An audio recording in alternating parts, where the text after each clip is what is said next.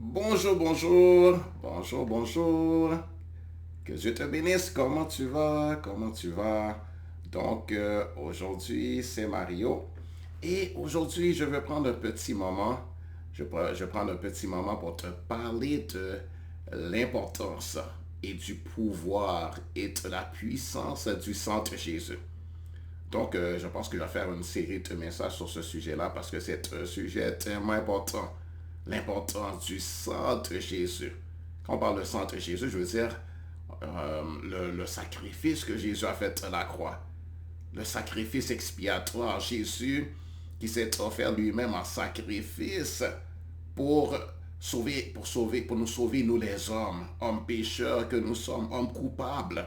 Nous les hommes, nous avons péché, nous avons commis, nous avons fait ce qui est mal.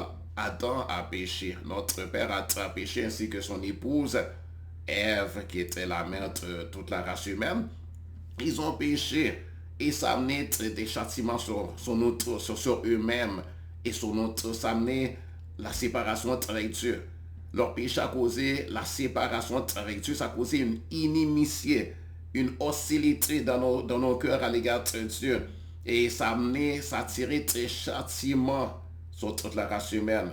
Et ça a causé l'ennemi de nos âmes, le diable, les démons, ces êtres infâmes, ces êtres abominables et ces êtres très puissants, ces êtres-là qui causent des maladies, ces êtres-là qui amènent la mort, ces êtres-là qui amènent la peur, la terreur, les angoisses, qui causent des maladies, des infirmités. Est-ce que vous savez d'où viennent les maladies? Bien, si tu ne savais pas, aujourd'hui, apprends que les maladies, c'est une œuvre du diable.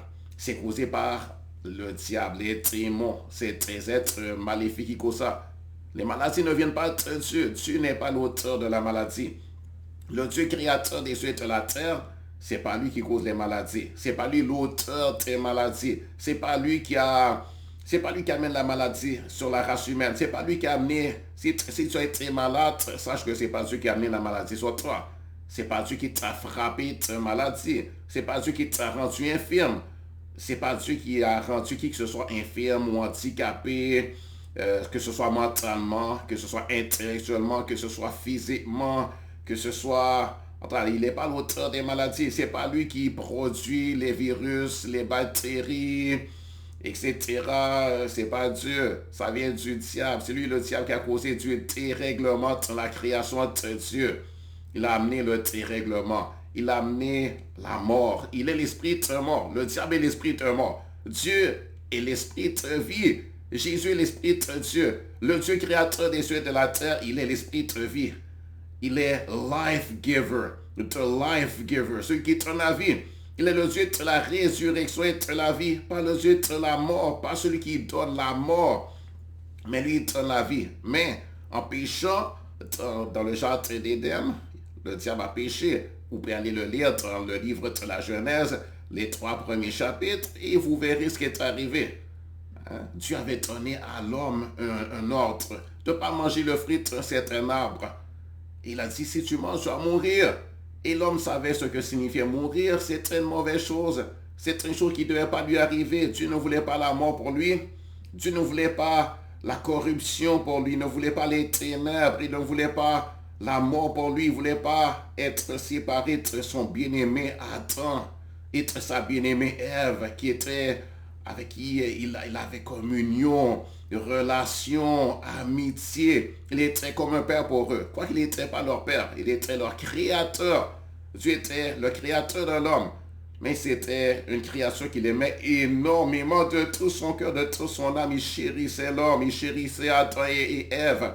Et il chérissait la race humaine. Il voulait notre bonheur, notre prospérité. Il avait donné à l'homme la prospérité et l'abondance. Dans le jardin d'Éden, il y avait la prospérité, il y avait l'abondance, il manquait de rien. Il n'y a pas de maladie, il n'y a pas d'infirmité. La maladie, ce n'était pas dans le projet de Dieu pour l'homme. Les infirmités, ce n'était pas dans le projet de Dieu pour l'homme. L'homme n'était pas destiné à la maladie, ni être infirme, ni à subir les oppressions, la peur, les angoisses. L'homme n'était pas appelé à cela, ce n'était pas sa destinée. Mais la destinée de l'homme, c'était de vivre avec Dieu, d'être heureux, d'être bien, de jouir du bonheur, du bien-être et de la paix entre nous. On devait avoir la paix entre nous, jouir du bonheur entre nous, avoir l'amitié, avoir de bonnes relations familiales et un mariage heureux, un mariage épanoui. C'était ça la volonté de Dieu pour nous. C'était qu'on ait de bonnes relations avec Dieu. Hein, tout le monde avec Dieu, qu'on le connaisse, qu'on ait une relation vraiment ouverte avec lui, pas cachée. Hein, Dieu ne voulait pas se cacher, non. Et Dieu voulait qu'on ait une relation ouverte avec lui, une communion. Tout le monde est communion avec Dieu, que tout le monde jouisse de sa présence, de son affection, de sa tendresse, qu'il puisse vraiment avoir une relation libre avec tout le monde. Et que nous tous entre nous, on ait de bonnes relations. Hein, la paix, la bonne entente, l'amitié fraternelle, hein, qui est l'amitié, qui est la bonne camaraderie, que tout aille bien, qu'on ne manque rien, qu'on soit heureux, physiquement, spirituellement, émotionnellement, sentimentalement, à tous les niveaux.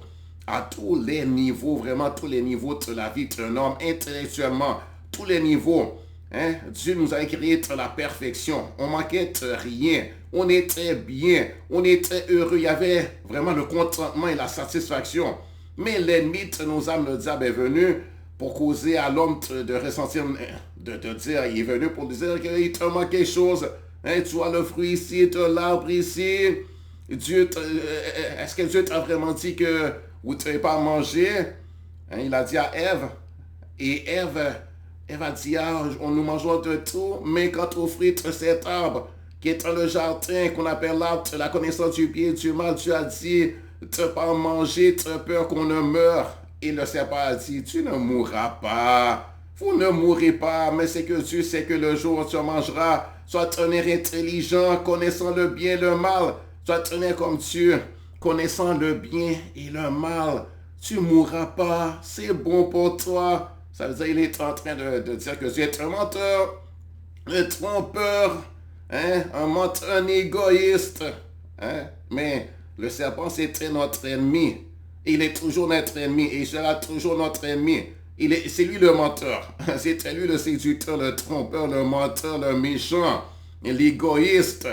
Hein? Il était jaloux de nous, envieux de nous, les êtres humains.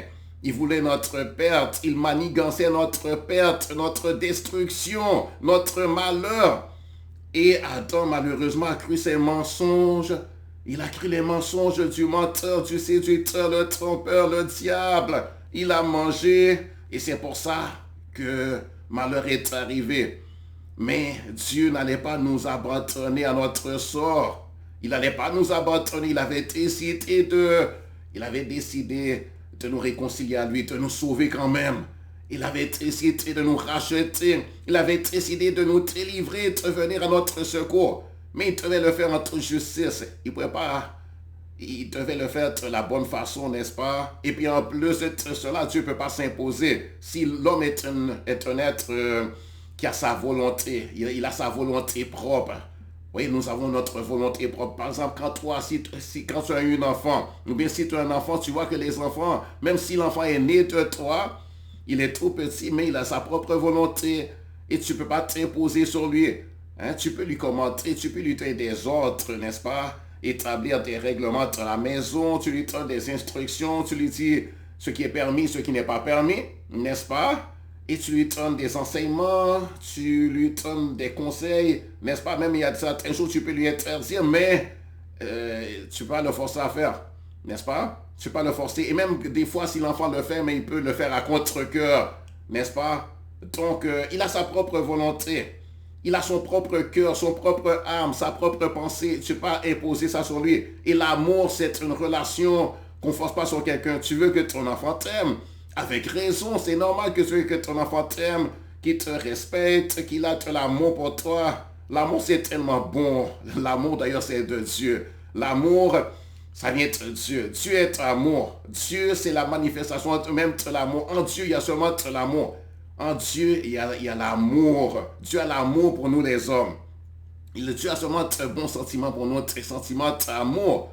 la compassion, la bonté, la bienveillance. Dieu veut notre bien, notre bonheur. Dieu veut ton bien, ton bonheur. Dieu veut ton bonheur. Dieu veut que tu sois heureux. Dieu veut que tu vives éternellement. Dieu veut que tu sois pardonné de tes péchés. Parce que maintenant on a péché. On a tous besoin de pardon de Dieu. On avait d'être pardonné. On avait d'être pardonné. C'est pour ça que Jésus est venu, prêchant la repentance, prêchant aux hommes qu'on a besoin d'être pardonnés pour être réconciliés à Dieu. On a besoin de se repentir et revenir à Dieu. Il est venu nous dire, voici, malheur vous est arrivé. Malheur vous est arrivé il y a plusieurs milliers d'années de cela. Vous avez été séparés de moi. Et Jésus est venu disant, revenez à Dieu. Revenez à votre Dieu, à votre Créateur que vous avez offensé. Vous l'avez offensé, vous l'avez rejeté. Vous avez été infidèle. Adam était infidèle, mais ce n'est pas seulement Adam. Et nous aussi, les enfants d'Adam et d'Ève, on a hérité de l'infidélité d'Adam. On a hérité de son cœur infidèle, de son cœur ingrat. Il y a de l'ingratitude sur la création, mais Dieu nous dit de cesser d'être ingrat et de cesser de l'ignorer. Il nous dit, il est là, il existe, il est réel, il est vivant. Si vous voyez, s'il y a une par exemple, quand vous voyez un bâtiment, un beau bâtiment, par exemple un gratte-ciel, ou bien une belle maison, on sait que s'il y a cette maison-là, c'est qu'il y a eu un bâtisseur pour cette maison-là. Il y a quelqu'un qui l'a bâti, quelqu'un qui en a fait l'architecture, et qui a monté cette maison, qui a bâti cette maison. Il y a quelqu'un qui l'a construit. La maison ne peut pas se construire tout seul. Une maison, ça ne se construit pas seul. Peu importe que ce soit une maison de riches, des gens riches et célèbres qui ont de belles maisons avec piscine, etc. Ou que ce soit une maison bien simple, bien modeste. Mais la maison, si on voit une maison, on dit, ah, c'est qu'il y a quelqu'un qui l'a bâti. Il y a un bâtisseur pour cette maison-là. Il y a un constructeur, n'est-ce pas? Il y a quelqu'un qui a pensé à cette maison, qui l'a bâtie, qui l'a faite, n'est-ce pas? Ben, on voit par exemple, on voit cette création. S'il y a une création, c'est qu'il y a un créateur, n'est-ce pas? S'il y a une création, c'est qu'il y a un créateur. Et on voit la création, on voit l'écosystème. On voit le soleil qui se lève chaque matin, bien réglé. N'est-ce pas? On voit la planète Terre qui tourne autour du soleil en 365 jours. On voit que la lune tourne autour de la Terre, etc. 24 heures. N'est-ce pas? On voit qu'il y a le cycle des saisons. On voit que décidément les choses sont programmées. On voit une programmation dans la nature. Ça, c'est pas fait tout seul. Ça, c'est l'œuvre de quelqu'un qui est très ingénieux, qui est super intelligent. Quelqu'un qui est un créateur, un ingénieur génial. Gloire à l'Éternel, un ingénieur génial, un Dieu. Ça, c'est Dieu, le créateur, le concepteur de tout ça, le créateur. Et c'est un Dieu d'amour. C'est un Dieu d'amour. Il est puissant, il est fort, il est grand, il est amour. On l'a offensé, mais lui, il ne cherche pas la bataille avec nous. Il ne cherche pas la querelle, il ne cherche pas la dispute avec nous, pas du tout. Lui, ce qu'il veut, c'est de bonnes relations avec nous, l'amitié. Il veut même être ton papa. Il veut être le papa de tous les hommes. Si on veut bien recevoir son adoption. Et moi, quand j'ai su, j'ai dit oui à l'adoption. Gloire à Dieu, j'ai tenu son enfant d'adoption. J'ai des millions de frères et sœurs, les enfants de Dieu. Toi qui m'écoutes, si tu n'as pas encore reçu l'adoption, ou bien si tu ne savais pas que tu es appelé à devenir enfant de Dieu par adoption, si tu ne savais pas que tu es appelé dans la relation avec Dieu, une relation filiale, qui est aussi une relation d'amitié, une relation d'amour, une relation tu es appelé à la communion avec Dieu. Tu es appelé à le connaître, à jouir de son amour, être son héritier. Il veut ton épanouissement, Dieu veut ton bonheur. Jésus, c'est Dieu lui-même, sache-le.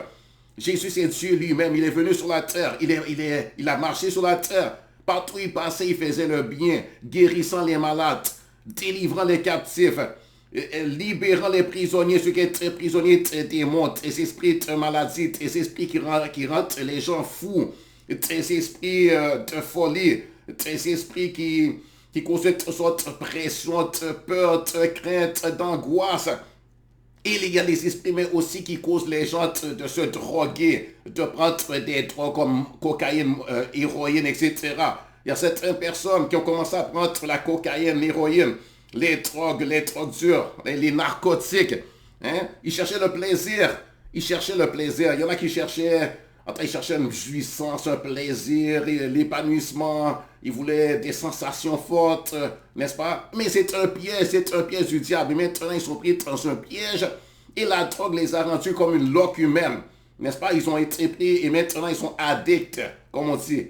Ils sont addicts, ils sont accrochés à ça. Ils sont sous une esclavage. Ils ont même délivrance. Toi qui m'écoutes, tu as besoin de Dieu. Tu as besoin de délivrance. Tout le monde on avait des délivrances. Parce qu'il y a des démons qui sont contre nous et qui nous attaquent. Et ils sont là, même si tu ne les vois pas. Tu as besoin de délivrance. Viens à Jésus. Viens à Dieu. Et Dieu va te donner la délivrance. Il va te délivrer tes chaînes, tes esclavages. Il va te délivrer tes démons. Il va te délivrer de l'addiction à tes drogues, à tes narcotiques, à la cigarette, n'est-ce pas, à l'alcool. Hein? Il va te délivrer des impuretés, de la débauche. Il va te délivrer de tout ce qui domine sur toi. Il te pardonnera. Dieu veut te pardonner. La Bible dit, Dieu a tellement aimé le monde qu'il a donné son Fils unique afin que quiconque croit en lui ne périsse point, mais qu'il ait la vie éternelle. Dieu ne veut pas que tu périsses, il veut que tu aies la vie éternelle, il veut que tu sois heureux, il veut ton épanouissement, ta guérison, esprit, âme et corps. Il veut ta prospérité, il veut ton bonheur, il veut ta paix, il veut que tu aies la joie, il veut que tu sois bien protégé, en sécurité. Le sang de Jésus, c'est pour que tu aies la sécurité. Maintenant et pour toujours. Quoique sur la terre maintenant, même si sur la terre maintenant tu es attaqué, même si tu mourrais, mais tu vas vivre pour toujours avec Dieu. Parce que celui qui a reçu Jésus comme son Seigneur et Sauveur personnel, qui a fait la paix avec Dieu, qui est réconcilié, il a la vie éternelle. Il n'y a pas de destruction pour lui. Il n'y a pas de mort pour lui. Là, il a même vaincu la mort. Tu as vaincu la mort. Il n'y aura pas de mort pour toi. Gloire à Dieu. Tu seras en sécurité pour l'éternité. Même si sur la terre, il y a des hommes qui pourraient te faire du mal. Oui, l'homme pourrait te faire du mal, mais toi pardonne. Et demande pardon à Dieu et apprends à pardonner. Mais viens à Jésus premièrement. Réconcilie-toi avec Dieu. Rentre dans la relation avec Dieu. Jouis de ce que Jésus a fait pour toi à la croix. À cause du sang de Jésus, il y a le pardon. Il y a la paix. Il y a la protection. Il y a la rédemption. Délivrant de toute forme d'esclavage. Délivrant de toute forme de captivité. Délivrant de toute forme d'oppression. Délivrant de tous les ennemis visibles et invisibles. Hein? Gloire à Dieu. Délivrance de tes maladies, tes infirmités. Délivrance délivrance de tout le malheur. Pardon des péchés, la paix avec Dieu, et tu reçois Dieu comme papa. Alléluia, gloire à Dieu. Gloire au Seigneur. Alors, je te recommande de faire ça si tu ne l'as pas encore fait. Joins-toi à la famille, parce que quand tu reçois Jésus, tu deviens partie de la famille de Dieu, la famille royale de Dieu, la famille du grand roi. Tu fais partie d'une grande et belle famille. Tu vas avoir tes frères et tes soeurs merveilleux. Hein, tes frères et tes soeurs merveilleux. Et même les saints anges vont tenir tes protecteurs, tes défenseurs, les gardiens de ton âme. Alléluia, tes serviteurs, ils vont te servir. Et tu as préparé une vie superbe où tu vas vivre. Et toute la création de Dieu devient ton héritage. Même si maintenant, tu ne vas pas voir toutes les choses s'accomplir d'un seul coup. Hein, ça prend c'est dans le temps de Dieu. Mais, alléluia, déjà, tu vas voir que tu vas voir de grandes choses. Béni soit l'Éternel, tu seras transformé, tu vas devenir une nouvelle créature. Hein? Et tu vas expérimenter la paix de Dieu. La vraie paix et la vraie satisfaction, le vrai contentement dans le cœur.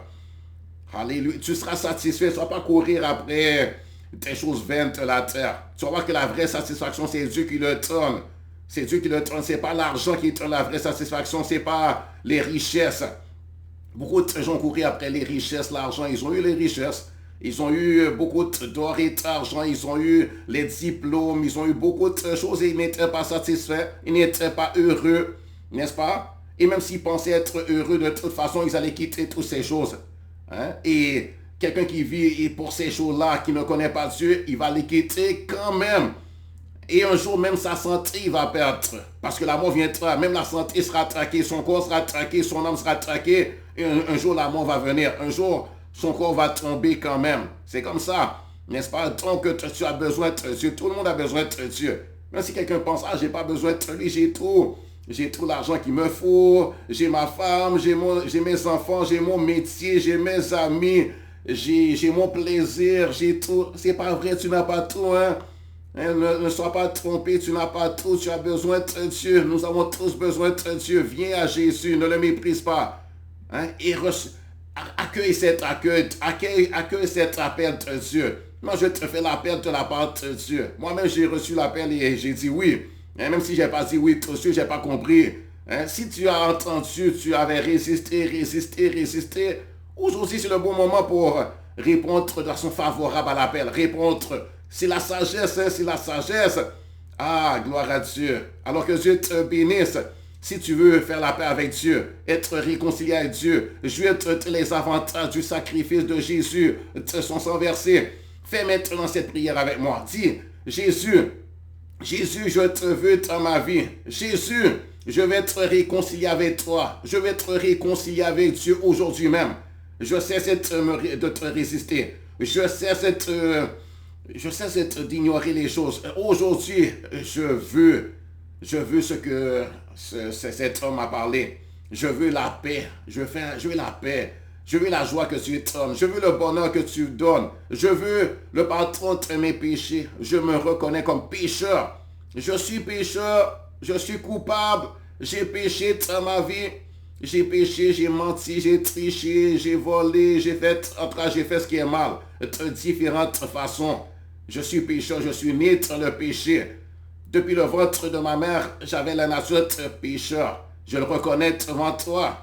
Et je te demande pardonne-moi, ô Dieu.